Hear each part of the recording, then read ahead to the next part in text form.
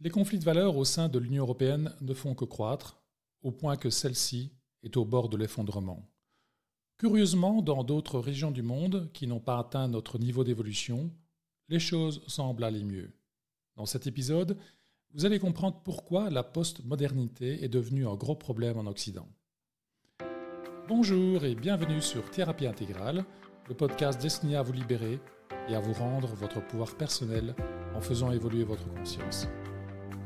Je suis Alain Marteau et ce 8e épisode est consacré à la conscience ou à la vision post-moderne du monde qui a émergé fin des années 1960 en Occident.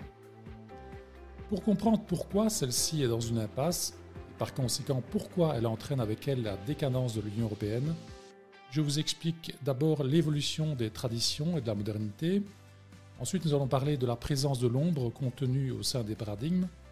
Ensuite, on va parler de l'impasse de la postmodernité. Et puis des conséquences du défaut de synthèse de la postmodernité. Enfin, nous allons parler de l'élite européenne. Pourquoi la postmodernité est dans une impasse ? Parlons d'abord de l'évolution des traditions et de l'évolution de la modernité. L'évolution est un phénomène d'émergence, que ce soit dans la matière, dans la vie et dans l'histoire humaine, au travers des visions du monde. Thèse, antithèse, synthèse, ou encore transcendance et intégration. Voyons ce qui s'est passé depuis les traditions pour comprendre le problème que nous rencontrons avec la postmodernité. Le niveau traditionnel, essentiellement les grandes religions, a transcendé et intégré le niveau de conscience précédent, qui est la conscience égocentrique. Il y a eu synthèse des traditions, car celles-ci ont réussi à corriger l'essentiel des excès et des pathologies de la conscience égocentrique, par exemple la violence et la corruption, tout en conservant les saines valeurs de la conscience égocentrique, par exemple l'héroïsme, l'esprit de conquête, le sénégoïsme, etc. La vision traditionnelle est ainsi devenue une saine structure de l'histoire, elle est entrée en phase de synthèse, car elle a réussi à transcender et à intégrer la conscience égocentrique. Ensuite, les traditions ont à leur tour développé des excès et des pathologies, par exemple l'autoritarisme, le racisme, l'oppression. C'est la phase de thèse, c'est-à-dire une phase où les traditions commencent à devenir malsaines. Puis, la conscience moderne a émergé en antithèse, avec de nouvelles valeurs, par exemple l'objectivité, le progrès, les droits de l'homme, la liberté d'expression, etc.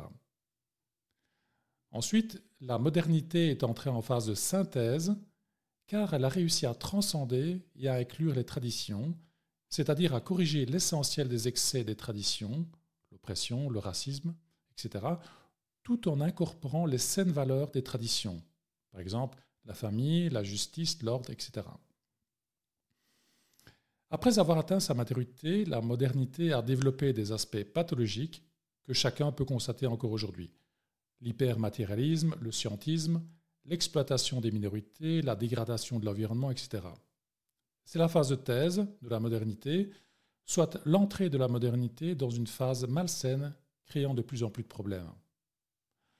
On peut constater que les traditions et la modernité sont passées par les phases d'antithèse, puis de synthèse et ensuite de thèse, soit le cycle complet. Regardons maintenant la présence de l'ombre contenue au sein des paradigmes. Pour rappel, la dialectique évolutive de transcendance et d'intégration a bien fonctionné pour les traditions et ensuite pour la modernité, qui ont pu faire la synthèse de l'histoire. Mais cela ne veut pas pour autant dire que tous les excès et toutes les pathologies des niveaux de conscience, avant la modernité, ont été corrigés ou que toute l'ombre a été transmutée. Non, l'ombre est nécessaire à l'évolution.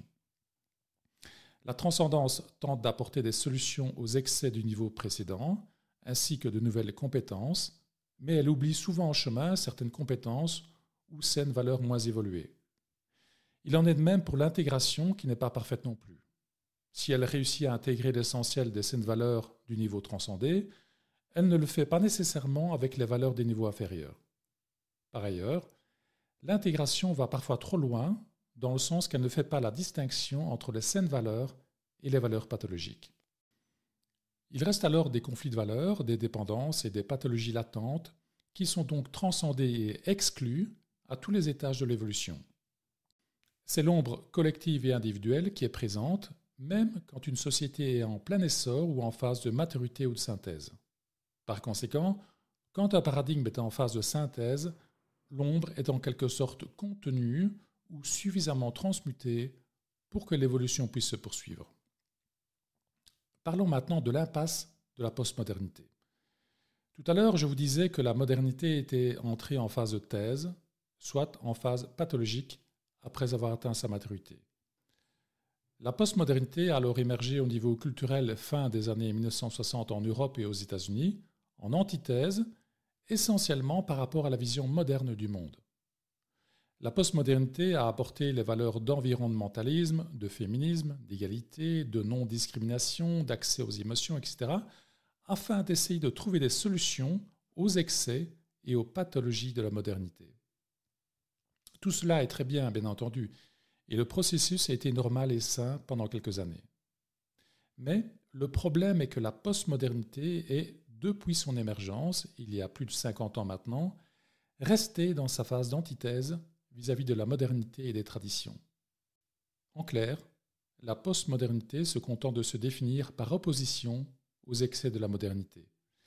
La postmodernité n'est jamais entrée en phase de synthèse, puisqu'elle semble clairement incapable de corriger de manière significative les excès qu'elle dénonce en y apportant des solutions efficaces.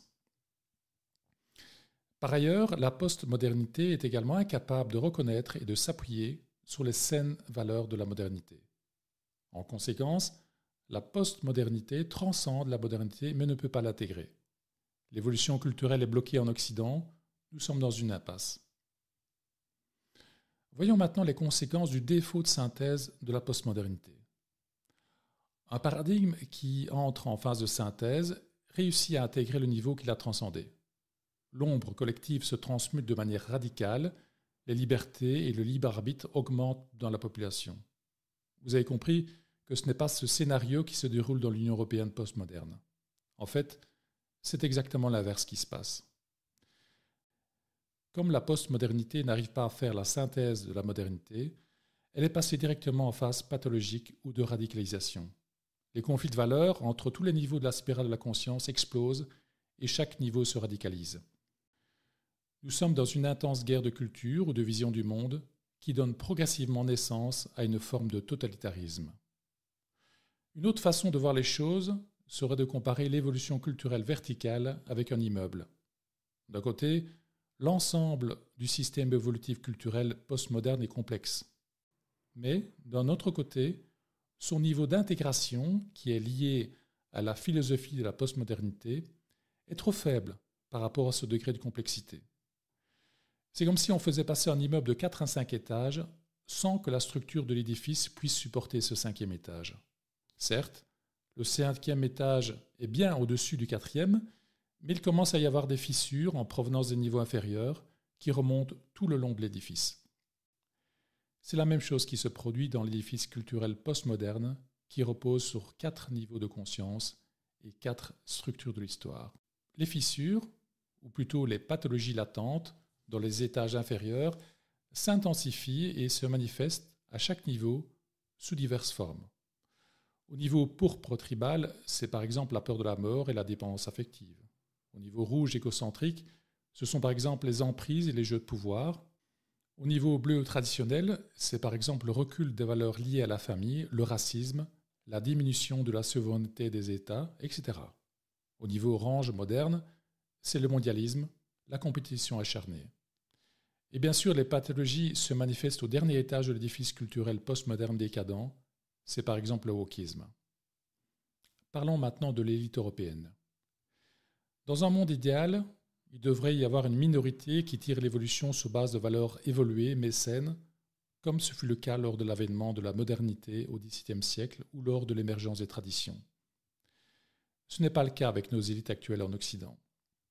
Celles-ci sont convaincues que, puisqu'elles dirigent le monde depuis le niveau de conscience culturelle actuel le plus élevé, la postmodernité, qu'elles ont nécessairement raison sur leur propre peuple, nous, et sur le reste du monde.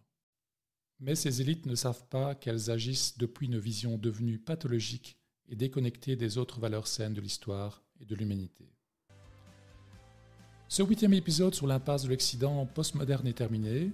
Merci de m'avoir écouté jusqu'au bout. N'hésitez pas à me faire part de vos commentaires et à vous abonner pour ne pas manquer les prochains épisodes. Durant le prochain, je vous expliquerai pourquoi la vision intégrale du monde, aussi appelée vision postmoderne, tout en conservant les saines valeurs de la postmodernité, peut faire la synthèse de l'histoire et nous faire sortir collectivement de l'impasse ou de l'obscurité. À très vite. Cette émission vous a été proposée par Axe Intégral, cabinet de psychothérapie et de coaching de vie, aussi à distance.